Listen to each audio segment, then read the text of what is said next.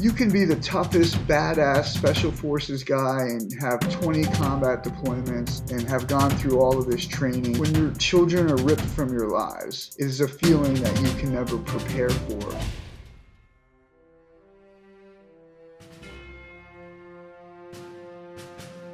Welcome to Mindset Lessons from the Field. I'm Gina Cazazzo, the author of the upcoming memoir, Training with the SEAL. Today's guest is a retired Recon Marine and Naval intelligence officer, including 4 combat deployments and leadership in pivotal missions across Afghanistan, East Africa, and the Middle East. He co-authored Left of Bang and played a key role in establishing the U.S. Navy Irregular Warfare Office, earning recognition as an expert in social culture analysis. As founder of President Inodo Global Inc., he now leads a global business intelligence firm tackling social risks and complex issues for Fortune 100 companies and major institutes. Ladies and gentlemen, I'm so excited to introduce you to Jim Sisco. Jim, thank you so much for being on the show. Oh, Gina, it's a pleasure. I look forward to having a great conversation and sharing some really cool stories and insights. I'm going to go right here. Normally, I'm like, let's go to the beginning. But no, I want to talk about your YouTube channel. You got this YouTube channel. It's called The War Journal. And what I find super interesting is that it's like your diaries that you're then talking about, and sharing with us. And they're so raw, they're so personal. And the one I really was like, God, this is like a movie and soap opera and TV show, like all in one. Was it Death and Betrayal? Is that the title? Yep. Episode 17, Death and Betrayal. Episode 17. Yeah. I was in it. I was invested. I was like, oh my God. It was like drop after drop. There was stuff coming. And, I find it really interesting that you're taking your personal stuff and, sharing them with people and what you've went through. I mean, in special ops and, now running businesses and all that stuff doesn't seem to compare to when personal life. I feel like we're way more, and correct me if I'm wrong, but this could be just an opinion, but um I'm way more affected with my immediate family and things that go on personally than something that happens at work, and Yeah. and I want to talk about, I wanted to mention right away that because I wanted to let our listeners know when you finish this episode of the podcast, please go check out the War Journals. Episode 17, though, is going to really hook you in, but they're all pretty fantastic. And I want to talk about, let's talk about that I really want to, episode 17, I kind of really just want to dive into the fact that you're in war, right? You have these buddies, people pass away, all this stuff, all these things that you go through, especially in special ops. It is a lot of mental toughness. It's a lot of grit. It's a lot to get to where you are. And then when you're in combat, it's a whole nother world, right? A whole nother mindset, right? Why don't we talk about that and the mindset that you have to develop there, and then let's talk about the mindset in the civilian world and the stuff that you now had to go through in episode 17, and then what you're going through today. Let me just say this. You were spot on. When the War Journal was my journal when I was in Desert Storm. I was a 20-year-old kid in special ops, and I got a care package in the mail, and I just started journaling every day. So what you said was right. Here you have this very authentic, raw, not educated kid who has all of these experiences and emotions, and I'm just journaling them.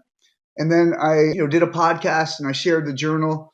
And the woman who was doing the podcast, Marianne, said, "Let me take this to my publicist." And she read it and she said, "You got to write this book." And I did. And the War Journal podcast is my way of sharing all of these things and experiences with people so they don't make the same mistakes that I made throughout my life. And I believe episode 17 is probably one of the most visceral because it deals with these emotions that not only do you deal with in the military, but in civilian life and, that common everyday people deal with. So thanks for plugging that. Happy to talk about, my time in special forces, which I don't really consider myself a special forces operator. I was in Marine Recon. It was special forces, but just a normal guy in a lot of ways. I play rugby. Don't consider myself like a lot of people who are in the special forces community as special. I have so much respect for the infantry guys, the Rangers, the people who have served in World War One, two, Korea. They're the real heroes. What I did was just a segment in time. First of all, by the way, in your 20s, writing so raw, and not only like that, but the stuff you saw and the stuff that you went through, like, oh my gosh, like that, in the 20s, like it's just like I was just talking to someone the other day. I was speaking at a Rotary Club, and the person was like, "You grow up so fast when you go into the service. Like you just grow up ridiculously fast, and there's so much responsibility, and there's so much training and so much stuff that you go through as a young adult, And let's talk about, first of all, what made you go this route? What made you go this route? And then what are some of the stuff that you developed or lessons that you learned that helped you prepare for your combat, or that just you learned throughout it? I joined the military because I really didn't have a very sound childhood. My father was married 3 times. My mother was married 4 times. I really didn't have a good direction, mentors, anything like that. Struggled in school, not because I wasn't smart, because I just didn't apply myself. So I knew that I couldn't go to college, and I decided that I was going to join the military. And I looked around and I really didn't know about the SEALs or special forces at the time. I was kind of enamored by the Marine Corps and their uniforms and dress blues, and found out about Recon, and that was it. I made up my mind and nothing was going to stop me. Joined the Marine Corps and on September 11th, 1986, the irony of that, and was off to Paris Island, graduated boot camp as honor grad. I was just, gung ho Marine, and took the Recon Indoc. 78 people were in my Indoc class. I think 6 finally made it. And Wow. How long was that process? well, the Recon Indoc was a 1 day Oh, just torture okay. session. You show up in the morning and you get off the bus and they're squirting you with water and hoses and yelling at you. You do a packed run, obstacle course, swim portion, all kinds of stuff. And at the end of the day, we had 6 guys left, and those were the ones who got orders to Recon. I think that was the initial introduction to special forces for me. But really, when I got to Recon Battalion, we had 30 days of RIP, Recon Indoctrination Program. And then after that, I was off to Amphibious Reconnaissance School, which is kind of the buds for Marines. And that sucked, I'm not going to lie. But that was really where I was tested, and kind of I knew I was resilient, after boot camp and the things I dealt with. But really, that was the kind of the time that I developed that resilience and fortitude that really kind of defined my character. What did you go through that develop that? So at ARS, Amphibious Reconnaissance School, was in Little Creek, Virginia, and it was on a compound, isolated, and not a lot of people, know about ARS. Everybody's like talks about Buds and Hell Week. Imagine Hell Week for a couple months. It was a protracted campaign of misery. You're running everywhere on the compound. You have your sling rope and stew eyes. You're always in the water, and you're in these classrooms soaking wet. And I think the coolest point I remember is we went to cold. We were it was November, so it sucked. But the cool part was we went to Amphib Phase down in Key West, and that was great. Like I said, that was probably the time that I developed that resilience. And then going back to Recon Battalion, in RIP, you were just tortured the whole time. So it was just a constant campaign of abuse, and and you just got through it, and everybody did. Did you ever think about quitting? No, Never want to? no, No, not at never all. crossed your mind. How many people did you see a lot of people drop out and go and throughout it? In RIP, we saw, well, the in doc, I saw a significant amount of people drop out. In RIP, there was only a handful. In ARS, there was a handful, and those were medical and similar to, the SEALs where you get dropped for things like that. It was not a lot of people like rang the bell or quit. And because we were such a small unit in our classes and we went through RIP together and we knew each other. So you really had more of that teamwork, camaraderie, esprit de corps, especially being Marines. And it Yeah. wasn't individual. So I think that was why, not as many people, kind of dropped out, DOR'd. When I went to the Navy SEAL prep program, one of the lessons that Coach Mack would always say to get, because he was training these candidates to go to buds, and he would be like, the teammate next to you is always more important than you. Like, you guys need to understand teamwork. If you are in it as one person, you're not going to make it through. And it took me over a month to understand what the heck that meant, And as you're talking about that, I think it's really interesting because once I learned it, I was a whole new person. Like, when you learn teamwork, it doesn't suck as much. You're not thinking about quitting as much because it's like, it sucks. But at least you're all sucking. Like, it's like you're all miserable, and you then, like, once you realize that, like, you just have this bond with each other. It was like, so it's really funny because I go to Los Angeles for a holiday, and I lived there for 10 years, and I was working for Penny Marshall, and that house just was like hell. And the housekeeper and I just like bonded, right? And we get together every time I'm in town because, like, you have this unbreakable bond when you go through hell together, right? It's like, that's it. And you never want to let each other down. It's like, I don't want to leave and quit because I don't want to leave you. Like, I want to go through this together. And there's that I guess for you, like, there's that brotherhood, and I'm sure that helped you tremendously. Now, did teamwork always, like, how did that get ingrained for you guys to know that right away instead of it being individual? I think it was over time. I mean, everybody has their own story. When you get to Recon, everybody comes from different locations and areas. They have their own, stories. Some were like a baseball player. This guy was this. You have your own identity, life, whatever it is. But then you're thrown in the mix together, and all that kind of goes away. Like, even in boot camp, there's no African Americans or Chinese or Asians or this or that. You're all green. And the Marine Corps does a really good job of stripping that identity and creating that Marine identity. And then the same thing happens when you get to Recon Battalion. I have like hundreds of stories I can tell about the things that I experienced, that kind of made you bond together. But it was just, you're living together on Onslow Beach, you're isolated from everybody. And, we had our own barracks, our own chow hall, our own NCO club. It was just like that became your family. How long, by the way, I didn't think I mentioned this about how long were you in service? My total combined time was 23 years, a little over 23 years. It was almost 5 years in the Marine Corps, and then I got out, went to college, and then 18 plus in the Navy as an intelligence officer. So what made you make that switch? Read the war journal and you'll see. I mean, I loved my time in the Marine Corps, and I went through officer candidate school and actually won the Commandant's Trophy, which is the top national graduate for officer candidates. I had planned on going back into the Marine Corps as an officer.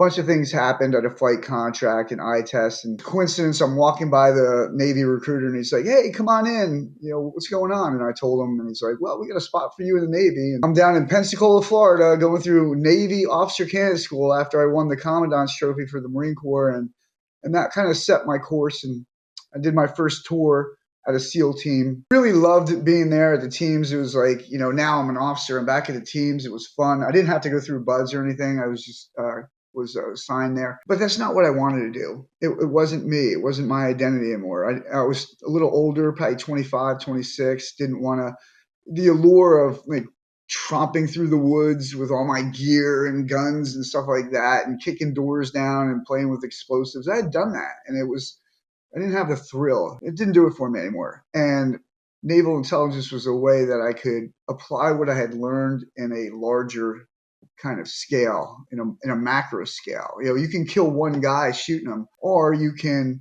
sway and influence the course of a community or population. And that was more alluring to me. So let's talk about from episode 17, right? And in general, the war journals, it's your 20s, right? It's like over a span of time. Why don't you give us like, what exactly that episode like was about? Because I don't want to give up too much away. I really want people to go and listen. But the thing that I find really interesting is like what you went through and like discovered and all this other stuff. Like, how do you A, trust again, and B, how do you push that aside to complete the job and the task and all the things you have to do? Like, when your not allowing your personal life to bleed into your work life when what just happened to you is so intertwined. I don't want to give away what happened, but Right. let's put it into perspective. We're a couple days away from the start of the ground war.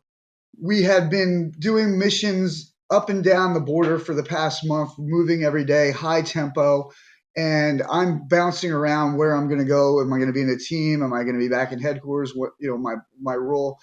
And we have this event occur. So this event happens. For everyone who hasn't listened, or if they're going to listen, I don't want to spoil it.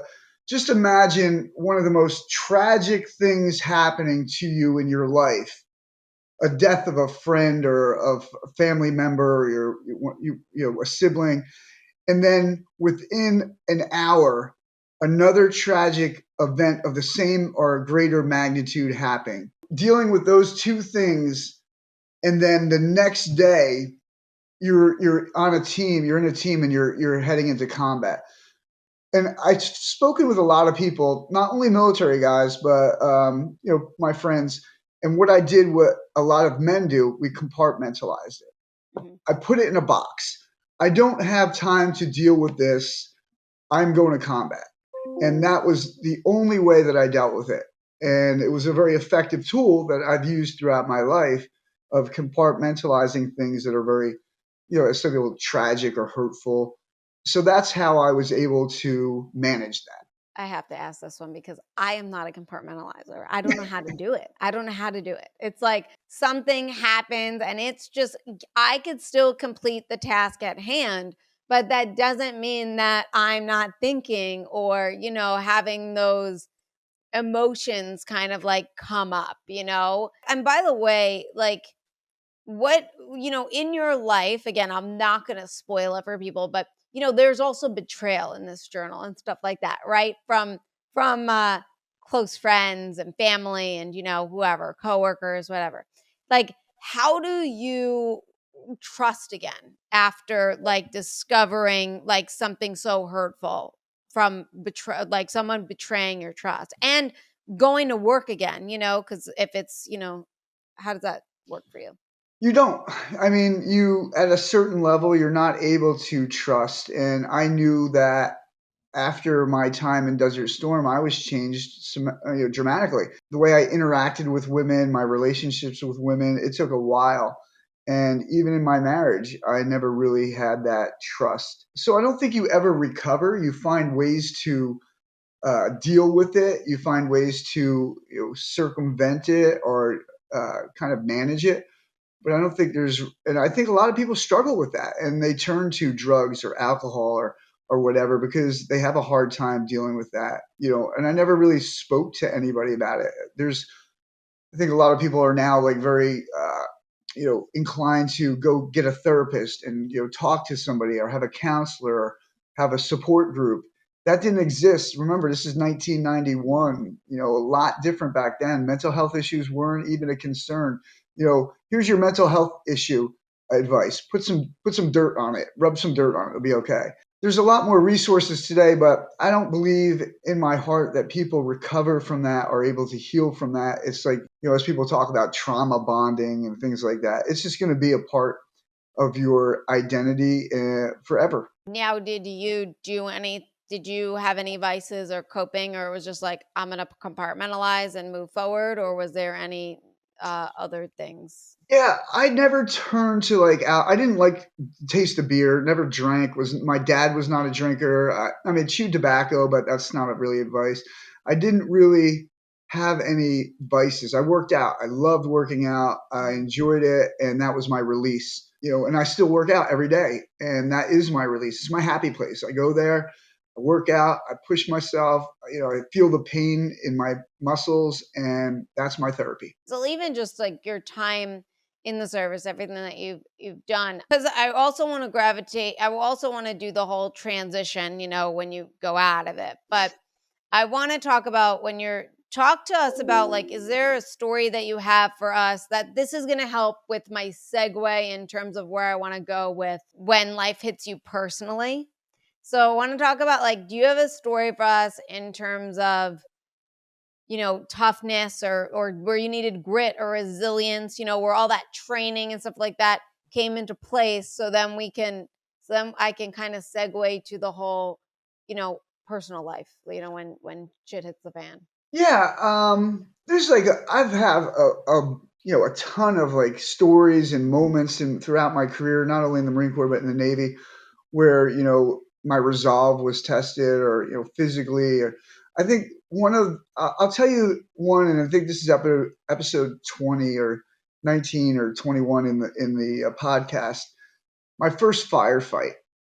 So you are at the pinnacle of your training and your career. You've gone on deployments, you've done training exercises, you've done operational readiness exercises, med crews. Now you're in combat, and you haven't had a combat experience yet. And so my first combat experience was we were on our Humvees. We were on the northwest border of Kuwait and Saudi Arabia. We were the first lead element for 2nd Marine Division. We went across the breach zone. We were out in front of the entire 2nd Marine Division, tanks on our ass, and we're closing in, and we can see Kuwait City in the distance. And we're just pushing, pushing, pushing. And we've got Iraqi soldiers surrendering to us. We don't even have time to stop. We hit different, milestones in our approach to Kuwait City, and we pull up on Kuwait City. We're about 10 clicks out, 10 kilometers away, and all of a sudden we just start taking a hail of gunfire. And I'm on the back of the Humvee. I'm on the 50 cal, and there's these high tension wires all through the desert, and we're right by high tension wires, and I can hear the bullets ricocheting 10 feet away, from my head. Bing, bing, bing, bing, bing, bing. And all of a sudden, we're just firing, shooting. I'm on the 50 cal, just shooting, watching the tracers go out, and can't really see what we're shooting at, can't see where it's coming from. And at this moment, I have no fear.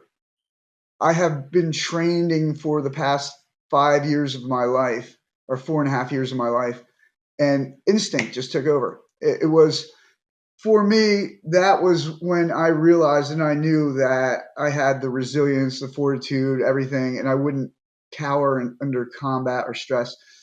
And it was about 30 seconds into the firefight, I looked off the Humvee and I saw on another vehicle about 20 meters away, somebody had jumped out of the back of the Humvee. They threw their M16 on the ground, and they were hiding behind the tire. I jumped off the gun, grabbed the A gunner. I'm like, get on the gun, and then ran over there and kicked this guy. And it was like, get in the fight. And started yelling at him, and he looked up, and it was a gunnery sergeant who had been, and if you read the book, had been just giving me shit the entire time on the deployment, and for alcohol and for all kinds of stuff. But I ran back to the Humvee, got back on the gun, and at that point they were like, "Cease fire, cease fire!" Everybody's like, "Stop, stop!" And we got on the radio and we found out that we were firing at 1st Marine Division's lead element. And I write in the journal, the world's most elite fighting force engages the most elite fighting force for 2 minutes of sustained combat, no MIA or no WIAs, no KIAs. And it really, for me, was like two things happened. Number one, I'm like, I knew that at that point, I was, I would never break or under combat or stress or anything. So I had that resilience. And number two, I saw that how people were affected by it. Some people will instantaneously just go and do what they're trained to do. Other people are hesitant. And I saw that in Afghanistan a couple times, but I was able to see it through a lens where I was cognizant of what was happening when other people weren't. So it really gave me some really good insights, not only in the military, but in my personal life and my business professional life. Yeah, you really learn a lot about yourself in moments like that. And also, it's amazing that you can observe yourself through that lens, right? And also, it's really cool that you can observe yourself through the lens now. Like you get to really, because you wrote it all down. Like you there's no, I'm recalling it from my mind. It's like no, like I wrote it down. Like there's no there's no way to miss this, it's like, which I think is really amazing. I want to then talk about personally, man, that has been through all of this and all of this training, and you can compartmentalize, you could be in the fight, you could let go of the fear, you could just put your head down and get it done through all trail and all this other stuff, right? Loss and, all that stuff. And then, in your personal life as a civil, now I want to go as a civilian, we're transitioning, to the civilian world. How different is it? It's night and day. When you're in the military, you have that military identity. You have your teammates, your compadres, and you have that lifestyle. It's totally different. Now you get out of the military and things are, just different in so many different ways. So different 20 times, but you don't have those close personal bonds. You don't have those relationships. You don't have the support network of your friends. You're almost alone and unafraid. And then even if you're in a relationship and you still have your friends from college or whatever, it's a different type of relationship. And you find yourself losing or stripping away your military identity and then embracing a different identity and culture that a lot of people don't understand or recognize. So I can understand, and I've spoken with a lot of veterans and understand why they look at or they have a difficult time transitioning and they sometimes have a hard time finding jobs or keeping employment, or they start drinking, or they succumb to addiction, especially with how everybody wants to medicate these days. And the first thing you do if you go to the VA and you're diagnosed with a mental health issue is they want to put you on medication. It is a very difficult thing for a lot of people to transition from the military and a culture and identity and get that stripped away and have to, just jump into a different life, different culture, different relationships, and understanding how some people struggle with that.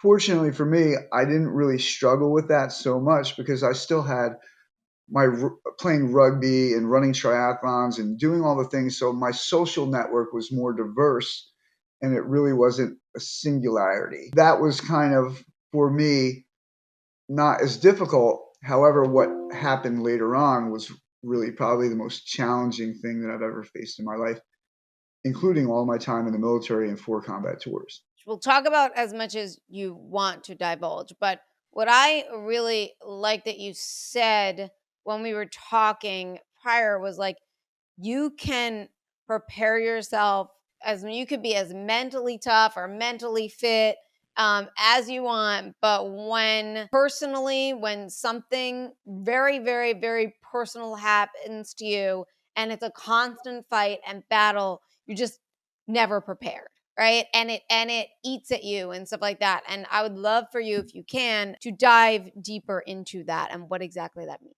So I'll start off by saying that I had a difficult time talking about what I'm going through in the past, and I've gotten beyond that because I can't really tell my story with trying to hide it or trying to say that I'm tough or I've done this or done that. So if I really want to be authentic, I have to tell the story and be honest. And the story is that after I got out and retired from the military, I started my company and was running my company and loved it. It was awesome. Life was great. Waited till I got married because I did have those issues and relationship issues. I didn't get married till I was 40.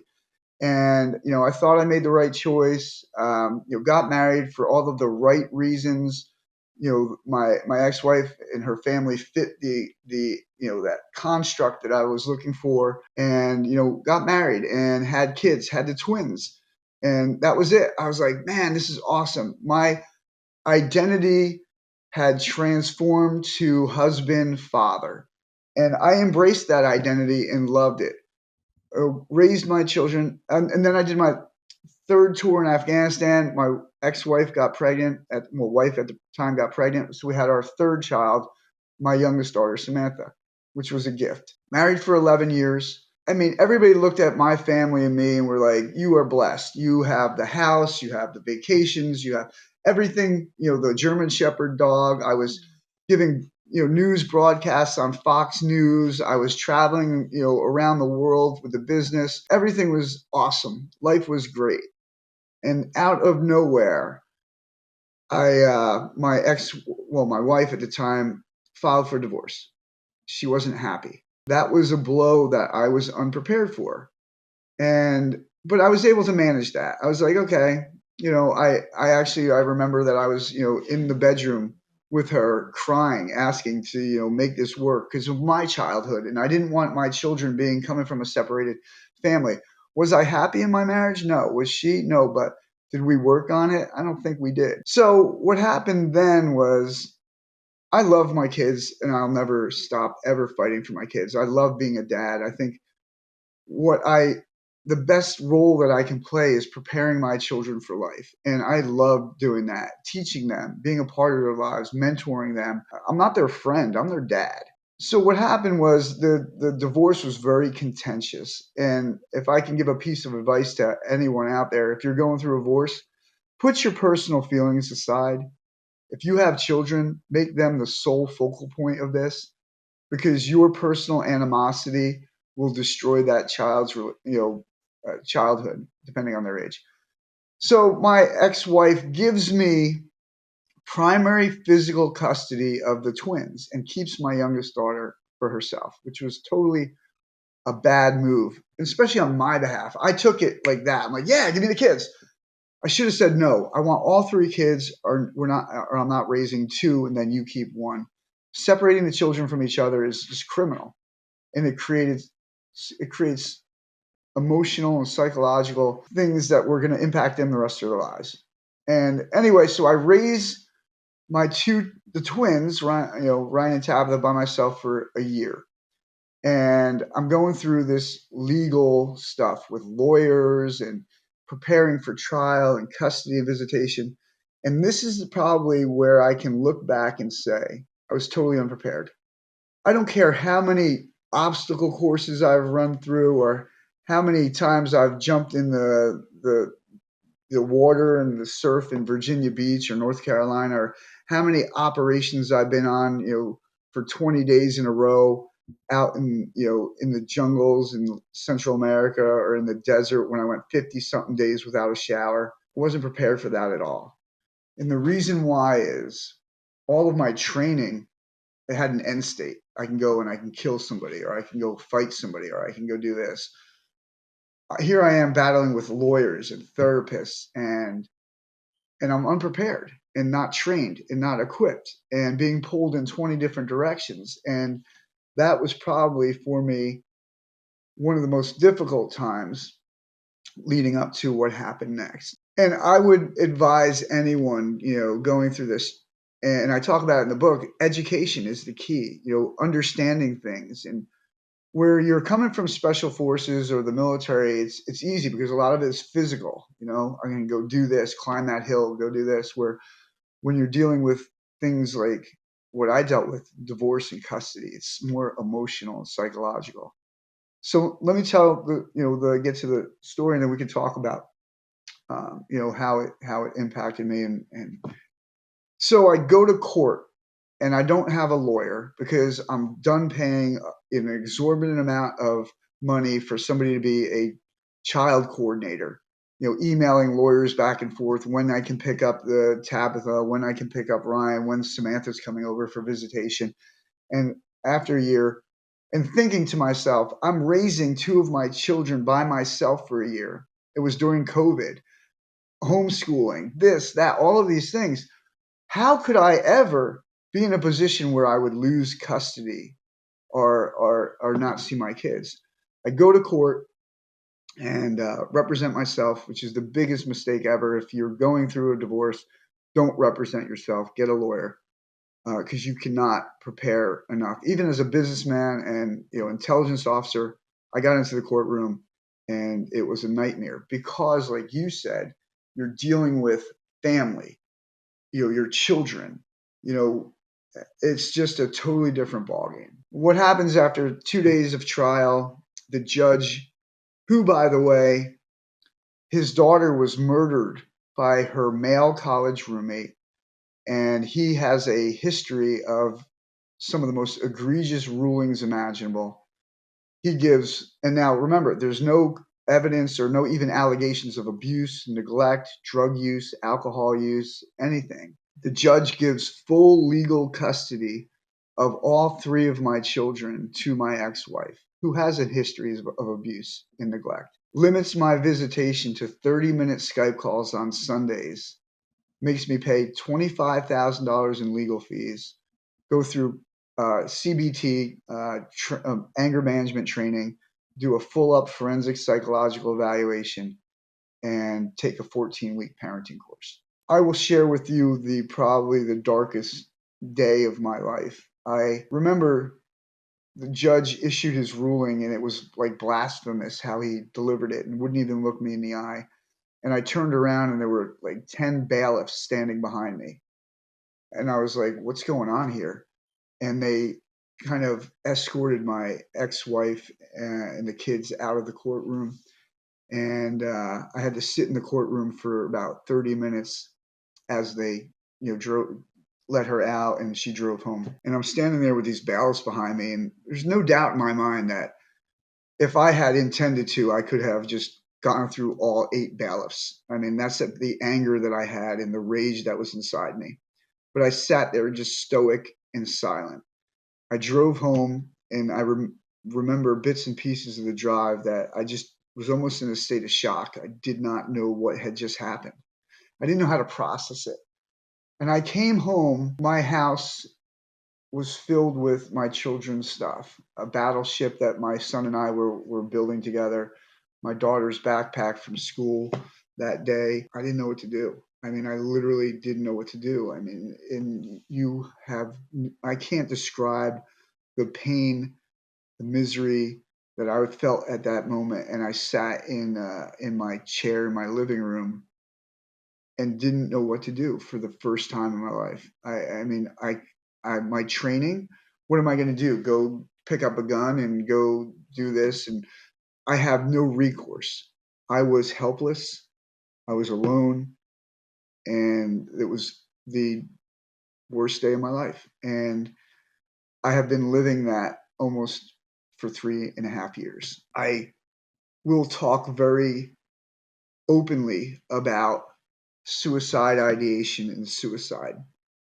I've heard so many people talk about it, and they talk about it in a way that's not genuine. They talk about it in a way that, oh yeah, I thought about this, or I did this, or I did this, and I can tell you, I can honestly say that I walked through my mind where I would take my gun and put it to my head and pull the trigger because I couldn't deal with the pain that I was experiencing.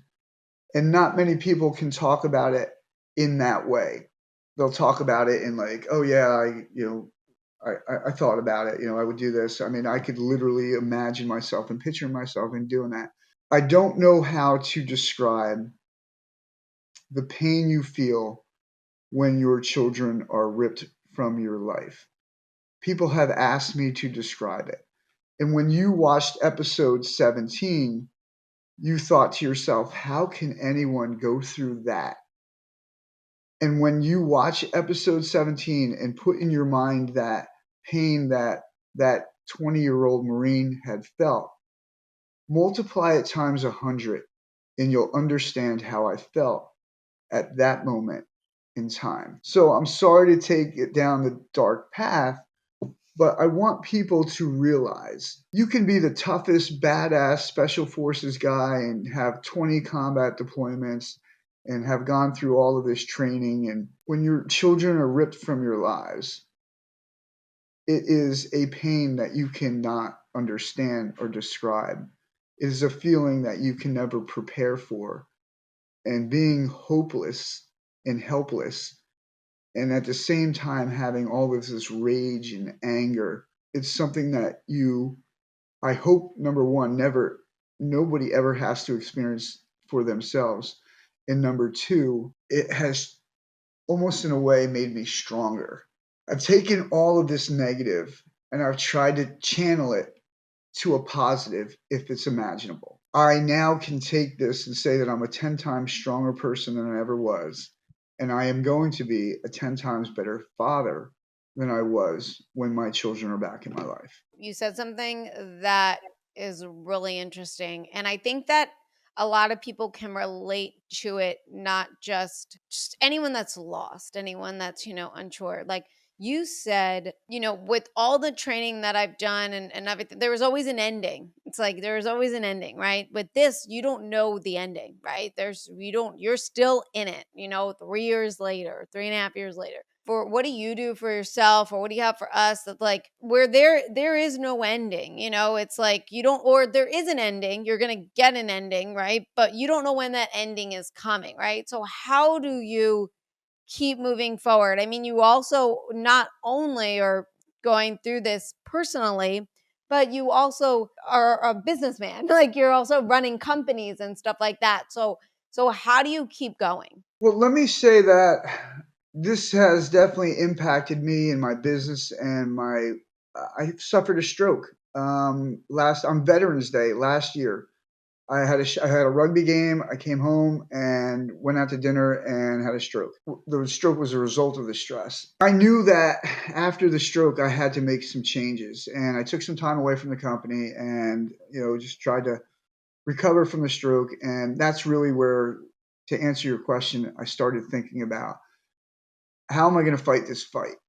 What am I going to do? What I was doing wasn't working.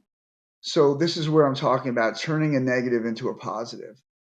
And what I've been doing is I've become an advocate for parental rights. I joined a 501c3 called Colorado Resilience, and I'm on their board. And it's about protecting children. I've created legislation from Robert Garza's legislation in Texas and introduced it to the legislatures in Virginia. I've become a voice. I've created a TikTok channel. And I'm now leading a group and participating with a group in Northern Virginia to change this. So, what's my end state? It's twofold. Number one, I will be reunited with my children, whether it's a year from now, whether it's when they're 18, and I have to be a positive influence in their life. If I had blown my brains out, or if I had went and beat the shit out of a judge or a lawyer or been incarcerated, that's the wrong message to send. Or if I started drinking, or if I started doing drugs, I lose. My children lose. So my identity as father is bigger than my own personal pain and suffering. And that's what I use as that light at the end of the tunnel. And then helping other fathers and mothers, because there's mothers that are in our group in Virginia who haven't seen their children for 2 years and 3 years. I will always be resentful of the judge and what my ex-wife has done. But my success, my health, my happiness, and my actions will paramount theirs. That judge is going to have to live with his daughter's death and his egregious rulings the rest of his life. And that's going to eat away at him like a cancer. And my ex wife is going to have to deal with the children asking, Mom, why didn't you let us see dad for years when she could have? And she's going to have to deal with that. That's going to be her cross to bear. My cross to bear is being a great dad, a role model for my children, a leader for other people who are going through this, who don't have the strength, the resilience, or the fortitude. Because I have heard and witnessed several stories where men kill themselves, they off themselves, or they lose their homes, or they lose their jobs. I'm not going to be a victim. I'm not going to be another statistic. I'd rather channel this and be a positive, and no matter how it's a terrible way to spin it, but how do I create a positive out of this? Do the things that I've been doing, and then going out and talking to other people about it. I can't give my message by not talking about it. I can't help other people with their pain or suffering by keeping it inside. And yeah, it's really difficult to talk about. It's like ripping a band aid off and a scab ripping off and start bleeding every time I talk about it. But if I don't talk about it, how can other people relate? And how can other people go, shit, if he's going through this, I can do it too. Because as I told you, I'm not special because I was in special forces. I'm resilient because of my experiences. And I'm more resilient now than I was when I was in special forces.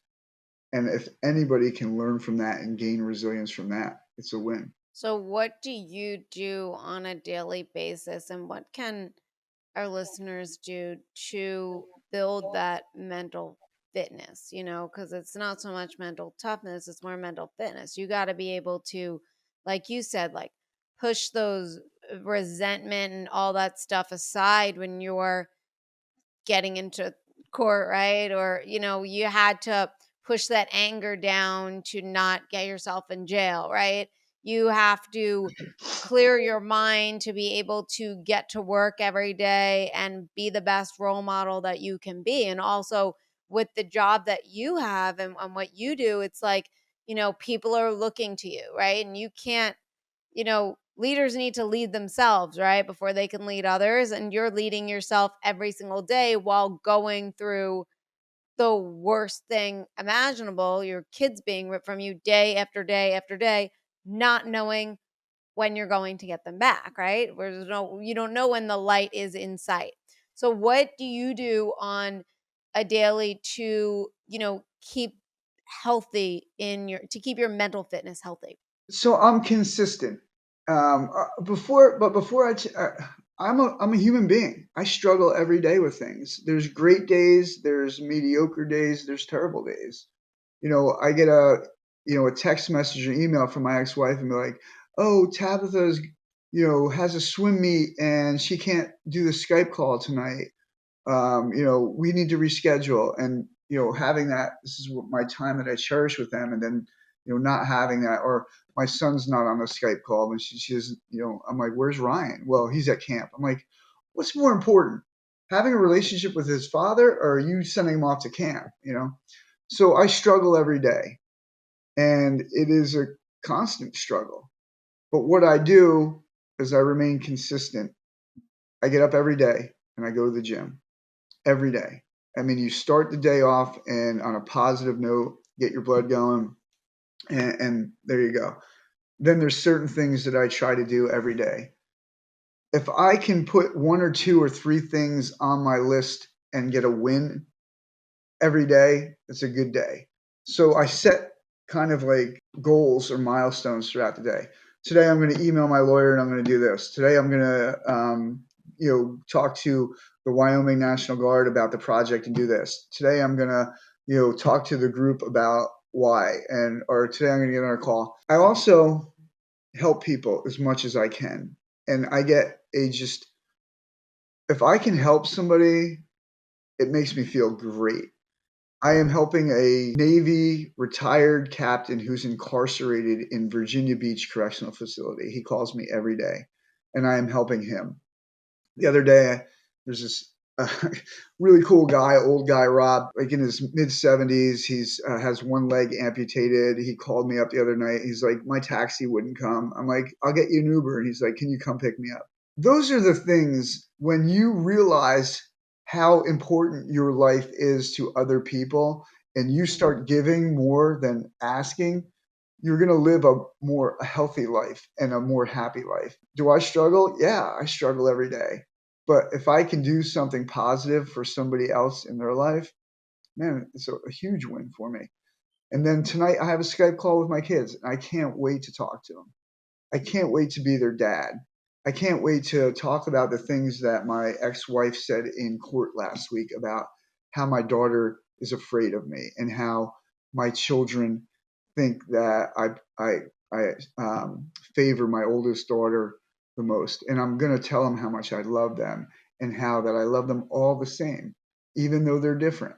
And I don't favor one or the other because they're better in sports or this or that. That's what gets me through.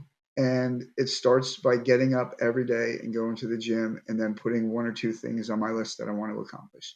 Wow, that's fantastic. I really appreciate you not just being on the show, but being vulnerable to share the story, because I really feel like a lot of people can relate and hopefully get some value and insight to it, because it's just interesting because I've heard stories like this a lot this past month and the month is just getting started. So I just find it, it's perfect timing, really, I feel like. And I also feel like we're in this age where not only a two-parent household isn't popular anymore, but one parent being absent, not by choice. It's by the courts, by the vengeance from the other one. There's too much animosity, and I see it, and I feel like a lot of people understand and are also feeling it and going through it. And also it's good for other people that just to be aware, just to be cognizant, just stuff that you said, have a lawyer, put your emotions aside, it's for the children. So hopefully people will get a lot out of it. So I really appreciate you being here and being vulnerable and open and sharing this story. I really appreciate the time. When we first spoke, I told you I don't really want to talk about, special forces stuff and resilience. I truly believe in my heart that people are resilient by their nature, some more so than others.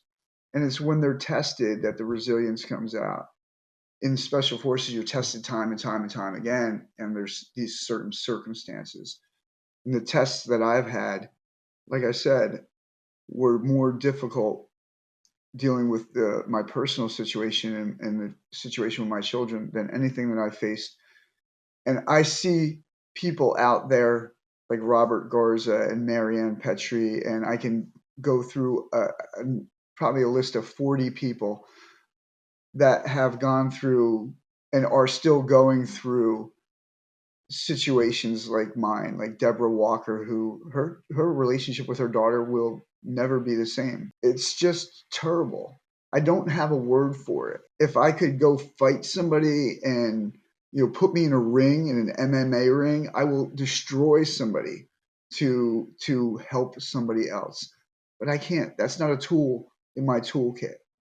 It's a lawyer or a counselor, and then you have to rely upon that. And if there's one theme I want to get across, it's that when you're walking through hell, don't stop. Just keep walking. Get up every day. Go to the gym. Go outside and go for a walk. I'm not saying you have to go, do 10 miles on a treadmill or go lift weights. Just go do something. Get out. If you're just going to perpetuate the depression and anxiety and stress and anger if you don't do anything. Try take a step. Next day, take 2 steps. Just keep making those steps. Be a role model for your family, your children, whomever. Just don't take the wrong path. Stay on the positive path and do something nice for somebody every day. If it's opening a door, smiling, saying hello, you're going to feel better. And those are the things that get me through. And I hope that this message finds people, touches them, and gives them some hope or some encouragement. And I don't plug my podcast or my book. I mean, if you want a book, I'll send it to you. But do watch episode 17 in the trailer because it will help almost anybody, I believe. And And Gina, thank you very much for giving me this opportunity, giving me a voice. And if there's anything I can do for you, like I've said, let me know and I'll help you in any way I can. That's so kind. Thank you. And seriously, everyone that's listening right now, when you hang up, if you have the time, 2 times speed it if you have to, okay? You don't have the time because it is worth the listen. Episode 17, The War Journal. Check it out and then check out the trailer as well. You may end up watching them all because it's really good. They're really interesting. And then check out the book as well if you like it, if you like that as well. It's really, really insightful, and I find it fascinating and fun. I wouldn't want to live through it, but I find it's entertaining for the person on the other side. And now that you get to actually hear or see whichever platform you're using, Jim, you get to put a face to all of this if you're going to read the book or if you're going to watch it. So thank you guys so much for being here, for listening. Jim, thank you so much again for being on the show. You're absolutely amazing. And please don't forget to like, share, comment, subscribe, become a Substack member. The whole entire channel is completely free. You get chapters from the book, you get weekly challenges. We have so much goodies for you guys to help build that resilience, to help build that grit, to help keep that mental fitness in a positive mindset for when life throws you incredible, hard, insane challenges like Jim is going through. Thank you guys so much, and I'll see you all next week.